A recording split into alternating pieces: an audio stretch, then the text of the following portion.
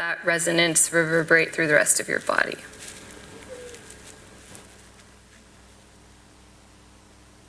You might want to try a few different configurations, but mostly just feel for the sensation.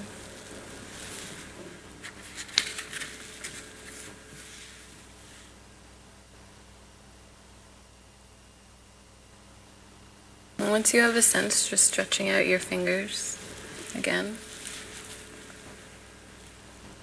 And we're going to do that again, and this time the fist has the same role. The goal is to stay closed, but the goal of this hand is just to hold it. And you're closing your eyes if you feel comfortable and just paying attention to, again, what does the fist feel like, what does the hand feel like, and how does that move through the rest of your body.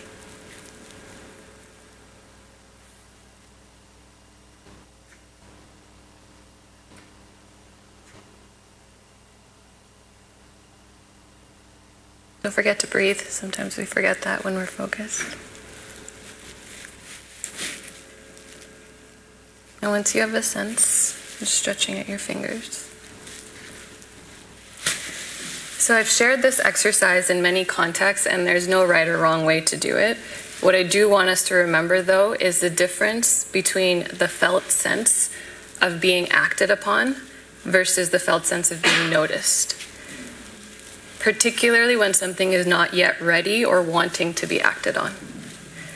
And often when we think about conflict, we jump into the solving and the fixing and the intervening before we've fully seen and understood it for what it is.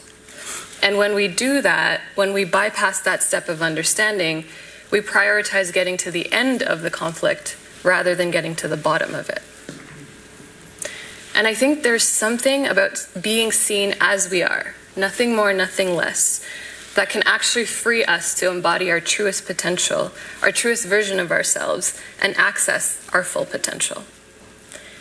Oftentimes, with that second exercise where you're just holding it, people notice that the fist on its own starts to loosen. And it's not because anything is trying to open it, but because the fist is no longer resisting that external pressure. It feels safe enough to reveal itself. And I think the same goes for conflict. Conflict can be transformative, but not before we are willing and able to see it for what it is. So most of my theses, you're walking into like a thesis defense is what's happening here. Transparency, you know. Most of my theses begin with this belief that to be loved is to be understood and to love is to understand. And the more time that I've spent in, around, and with conflict, both as a conflict mediator and someone who also finds myself in conflict, what I've understood is that conflict is deeply misunderstood, and that is by design.